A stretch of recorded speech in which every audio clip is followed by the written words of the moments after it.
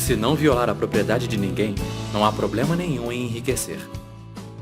Este é o Visão Libertária, sua fonte de informações descentralizadas e distribuídas.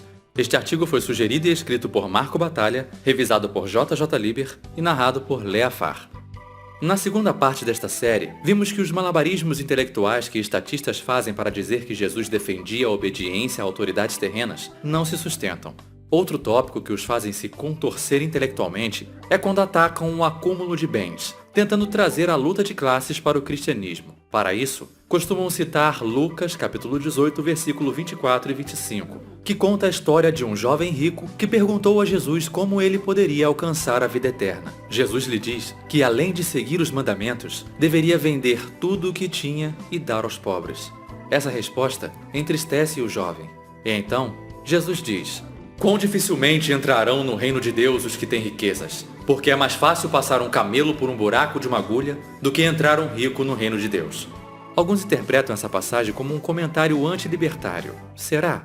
Em primeiro lugar, de acordo com a cosmovisão teológica cristã, é mais fácil passar um camelo por um buraco de uma agulha do que qualquer pessoa entrar no reino de Deus. É impossível para qualquer um entrar no reino de Deus sozinho. A única maneira é por meio de Cristo. Portanto, os ricos não estão sozinhos nesse aspecto. Em segundo lugar, nessa passagem, Jesus está aconselhando não um rico qualquer, mas um jovem príncipe, um governante. O príncipe era uma daquelas pseudo-autoridades mundanas, que havia amealhado riquezas por meio de extorsão e roubo, via impostos. Assim, quando Jesus o aconselha a vender tudo o que tem e distribuir o montante aos pobres, ele está sendo profundamente libertário. Afinal, tudo que o príncipe tem fora pilhado. Como Santo Agostinho escreveu: o que são os reinos do mundo senão grandes pilhagens? E o que são as pilhagens senão pequenos reinos? Pois reinos são formados por homens, governados por príncipes, mantidos coesos pela força, sendo o butim dividido pela maneira estabelecida na lei.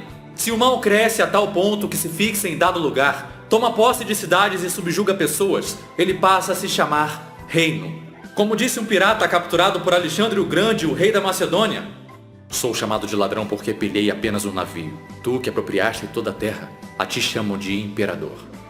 Portanto, quando Jesus aconselhou aquele homem rico em particular, aquele príncipe, ele estava dizendo o que qualquer libertário diria naquela situação. Vejam, respeitando a regra áurea, não violando a propriedade privada de ninguém, não há nenhum problema em enriquecer. Porém, normalmente, em um esforço para se defender o socialismo, muitos dizem que Jesus era uma espécie de asceta, contrário à posse de bens materiais, especialmente quando tais bens pudessem ser usados para ajudar os pobres. Porém, o próprio Jesus refuta essa ideia. Mateus capítulo 26, versículo 6 ao 13 diz assim: e estando Jesus em Betânia, em casa de Simão, aproximou-se dele uma mulher com um frasco de alabastro, contendo um perfume muito caro. Ela o derramou sobre a cabeça de Jesus quando ele estava sentado à mesa. Os seus discípulos, vendo isso, indignaram-se e perguntaram: por que este desperdício? Este perfume poderia ser vendido por um alto preço e o dinheiro dado aos pobres. Percebendo isso, Jesus lhe disse: por que estão perturbando esta mulher? Ela praticou uma boa ação para comigo. Porque sempre tereis convosco os pobres, mas a mim não mais haveis de ter sempre. Quando derramou este perfume sobre o meu corpo, ela o fez a fim de preparar para o sepultamento. Em verdade vos digo que, onde quer que este evangelho for pregado, em todo o mundo, também será referido o que ela fez em memória dela. Esse episódio demonstra de maneira inequívoca que a noção de que Jesus era um asceta não se sustenta.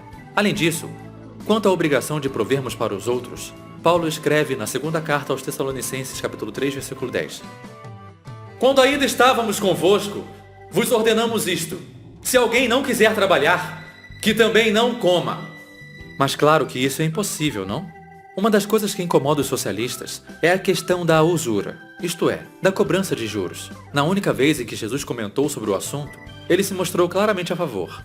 Na parábola dos talentos, um homem viajando para um lugar distante deixa seus 3 servos com alguns talentos para que eles os usem da melhor maneira possível na sua ausência. Os 2 primeiros servos investem seus talentos e conseguem o dobro do que tinham inicialmente. O terceiro cava um buraco no chão e guarda o que tinha lá. Quando o Senhor volta, ele se alegra ao saber que os 2 primeiros servos fizeram bons investimentos e duplicaram seu capital. Porém, quando descobre que o terceiro servo apenas lhe entregou a quantia inicial, ele o repreende duramente. Mas chegando também o que recebera 1 talento, ele disse: Senhor, eu conhecia-te que és um homem duro, que ceifas onde não semeaste, e ajuntas onde não espalhaste, e atemorizado, escondi na terra o seu talento. Aqui tens o que é teu. Respondendo, porém, o Senhor disse-lhe: Mau e negligente servo, sabias que ceifo onde não semeei, e ajunto onde não espalhei? Devias então ter dado meu dinheiro aos banqueiros, e quando eu viesse, receberia-o com juros. Alguém poderia apontar que em Lucas capítulo 6, versículo 34 e 35, Jesus nos disse para emprestar sem esperar nada de volta. Contudo, ele falou isso em um contexto mais amplo, relacionado com o perdão aos erros cometidos contra nós, inclusive dívidas não pagas.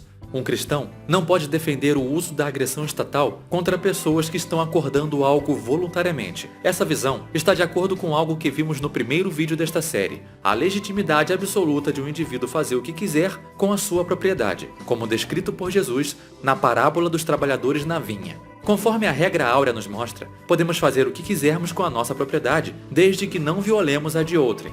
Neste momento, talvez alguns estatistas insistam no erro e digam que Jesus não pregava o respeito absoluto à propriedade. Para isso, talvez citem um episódio conhecido como a limpeza do templo, o único registro de um tumulto provocado por Jesus, como relatado por Mateus capítulo 21, versículo 12 e 13. E entrou Jesus no templo de Deus, e expulsou todos os que vendiam e compravam no templo, e derrubou as mesas dos cambistas, e as cadeiras dos que vendiam pombas, e disse-lhes: Está escrito, a minha casa será chamada casa de oração, mas vós a tendes convertido em um covil de ladrões. Esse evento é frequentemente interpretado de forma errônea, como sendo uma espécie de revolta de Jesus em relação ao comércio dentro do templo. Assim, ele é usado como exemplo de uma postura antilibertária e anti-livre mercado por Cristo. Mas se fosse este o caso, não haveria necessidade de Jesus acusar os sacerdotes de terem transformado o templo em um covil de ladrões. Para entender ao que Jesus se referia, precisamos entender a natureza do que estava sendo vendido e comprado no templo, bem como a função dos cambistas.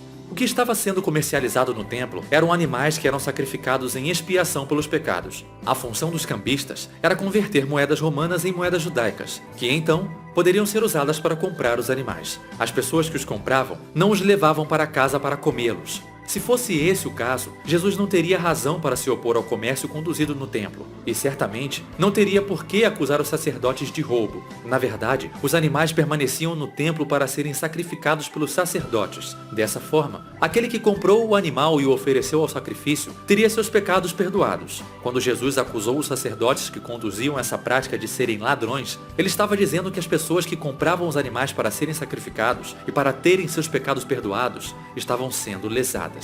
Logo, os sacrifícios animais não estavam fazendo nada por seus pecados. Em outras palavras, os sacerdotes estavam enganando o povo, vendendo algo que não alcançava o resultado alegado. Portanto, os sacerdotes estavam cometendo fraude, uma violação de propriedade privada. Agora, percebam o que estava em jogo ali. Jesus veio para salvar as almas. E ali, havia pessoas sendo enganadas e levadas a acreditar que os sacrifícios estavam salvando suas almas. Como dito em Hebreus capítulo 10, versículo 4, porque é impossível que o sangue dos touros e dos bodes tire os pecados. Sendo o Messias, Jesus estava em uma posição única de determinar acuradamente se esses sacrifícios animais estavam cumprindo ou não o que lhes era alegado. E Jesus mostrou que os sacerdotes estavam enganando o povo. Assim, ele usou a força necessária para parar a agressão, a posição que, bem depois, a teoria libertária defenderia. É importante notar que apenas um verdadeiro profeta de Deus poderia ter tomado tal ação, pois qualquer pessoa normal não teria a informação necessária para detectar a fraude. Sendo assim, não só o uso da força por parte de Jesus foi bastante libertário, como esse uso teria sido inapropriado por qualquer outra pessoa. Além disso, o templo e sua mobília eram dedicados a Deus, com o templo sendo considerado a casa de Deus. Assim, Jesus estava simplesmente revirando suas próprias mesas em sua própria casa, sem colocar as mãos em ninguém. Entendido dessa forma, Jesus não estava sequer usando força retributiva contra a propriedade de outrem. No tempo de Jesus, assim como nos dias de hoje, legisladores, juízes, promotores e advogados tinham todos um sistema desenhado para eles. Eles não só escreviam as leis, como ficavam ricos acusando e defendendo os cidadãos dessas mesmas leis. Tal como hoje, o sistema judiciário estatal e monopolista era o que garantia poder aos políticos. Assim, naquela época, Tal como nesta, havia um incentivo perverso para que a legislação fosse a mais arcana, ininteligível, contraditória e numerosa possível, fazendo com que os serviços dos participantes desse sistema fossem cada vez mais demandados. Sistemas judiciários estatais estão assentados naquele princípio satânico e não na lei natural, na regra áurea, na ética da propriedade privada. Jesus alertou os participantes desse sistema que arriscavam suas almas. Mas ai de vós, mestres da lei e fariseus, hipócritas, pois que vejais aos homens o reino dos céus, e nem vós entrais, e nem deixais entrar aos que gostariam de fazê-lo. Quanto a vós, peritos na lei, ai de vós também, porque sobrecarregais os homens com fardos que dificilmente podem carregar, e vós mesmos que não levantais nem um dedo para ajudá-los, ai de vós, mestre da lei, porque vos apoderastes da chave do conhecimento, vós mesmos não entrastes, e impedistes os que estavam prestes a entrar. Isso não significa que todos os mestres da lei são injustos. Há aqueles que heroicamente defendem as pessoas das leis injustas, pelas quais seus colegas foram responsáveis. Porém, eles são uma minoria, graças aos incentivos perversos que existem no sistema. Em consonância com o alerta feito por Jesus contra os mestres da lei, está o conselho dado por ele para que evitássemos os tribunais estatais a todo custo, como relatado em Mateus capítulo 5, versículo 25. Concilia-te depressa com o teu adversário. Aproveite para fazer isso enquanto estiver no caminho com ele, para que não aconteça que o seu adversário te entregue ao juiz e o juiz te entregue ao oficial e te jogue na prisão. E também em Lucas capítulo 12, versículos 57 e 59. E por que não julgais também por vós mesmos o que é justo? Quando, pois, vais com o teu adversário ao magistrado, procura livrar-te dele no caminho, para que não suceda que te conduza ao juiz, e o juiz te entregue ao oficial de justiça, e o oficial de justiça te jogue na prisão. Digo-te que não sairás dali enquanto não pagares o derradeiro centavo. Essas passagens demolem completamente a noção de que Jesus considerava como autoridades verdadeiras os que as leis estatais positivistas chamavam de autoridades. Paulo confirma isso em sua primeira carta aos Coríntios. Ousa algum de vós, tendo algum negócio contra o outro, ir ao juízo perante os injustos e não perante aos santos? Não sabeis vós que os santos hão de julgar o mundo? Não há, pois, entre vós sábios, nem mesmo um que possa julgar entre seus irmãos, mas o irmão vai a juízo com o irmão, e isto perante infiéis. Na verdade, isso comprova que há uma falta entre vós. Terdes demanda uns contra os outros.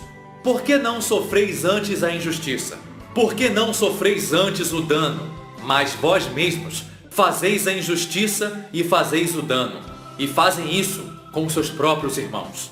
Isso demonstra de novo que as autoridades a que Paulo se referiu em Romanos 13 não poderiam ser as autoridades estatais, conforme vimos no segundo vídeo desta série. Assim também, nessa mesma linha de pensamento, escreve Tiago. Mas vós desonrastes o pobre. Porventura, não vos oprimem os ricos? E não são os ricos que vos arrastam até os tribunais? Notem que a maioria dos ricos naquele tempo só eram ricos graças aos privilégios concedidos pelo Estado, especialmente a coleta de tributos. Assim, quando Tiago escreve ali sobre ricos oprimindo pobres e os levando aos tribunais, ele está falando de violações contra o direito natural de propriedade e não de pessoas se recusando a cumprir contratos feitos voluntariamente. Aquele que é subjugado pelas autoridades estatais não é livre, mas Cristo não nos chamou à liberdade? Essa discussão fica para o último vídeo desta série. Obrigado por sua audiência. Se você gostou deste vídeo, clique no ícone de curtir abaixo e compartilhe o vídeo em sua rede social. Se você deseja ser notificado de outros vídeos, clique em se inscrever e depois no ícone de campainha. Que Deus abençoe a todos. Até a próxima.